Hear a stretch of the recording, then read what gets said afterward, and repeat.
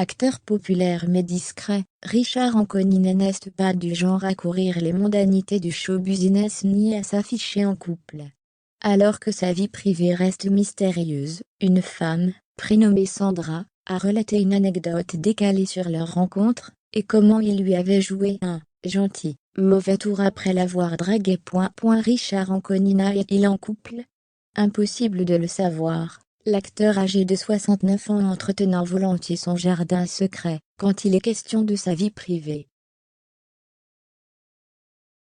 Mais il n'est évidemment pas insensible au charme féminin, comme l'a relaté une certaine Sandra Benedetti. C'est le magazine Ici Paris, dans son édition du 23 mars, qui se fait l'écho de révélations, faites sur Twitter le 13 mars par cette femme, qui se décrit comme une journaliste belgo-parisienne. Celle-ci avait réagi à une publication sur laquelle on pouvait voir un portrait de Richard Anconina, le jour de son anniversaire. Elle s'était alors lancée dans une anecdote au cours de laquelle on découvrait que le comédien, en tournée actuellement avec l'excellente pièce Coupable, l'avait fait passer pour son épouse. Anecdote du jour. Cabourg, festival du film d'amour, en je ne sais plus quelle année. L'ambiance est détendue, chaleureuse.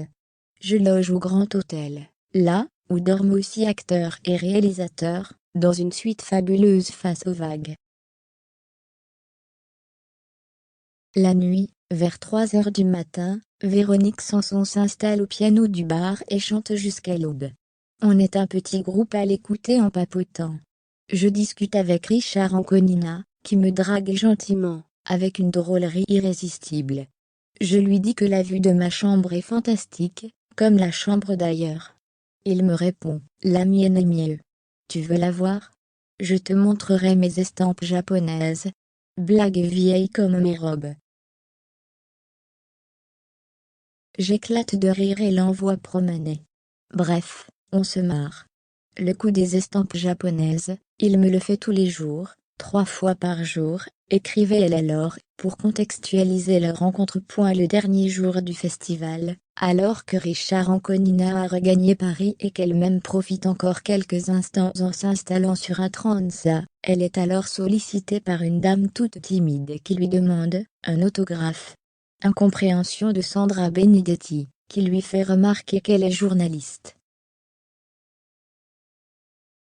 La femme insiste, lui précisant avoir déjà l'autographe de son mari, vedette des films Star 80, ou La Vérité si je mens. Problème, elle n'a pas d'époux. Elle a l'air tellement déçue que je lui signe son cahier. Toute la journée, des gens se pointent pour me demander un autographe. Et Madame Anconina par-ci, Madame Anconina par-là. Je finis par avoir l'explication à l'histoire. Avant de partir, Richard a dit ceux qui lui ont demandé un autographe qui est venu avec sa femme. Que je suis aussi actrice.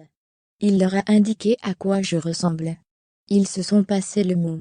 Aucun ne m'a cru, quand j'ai assuré que c'était une blague. J'ai donc signé des autographes, résignée, hâtée. Elle conclut son anecdote, préférant en rire.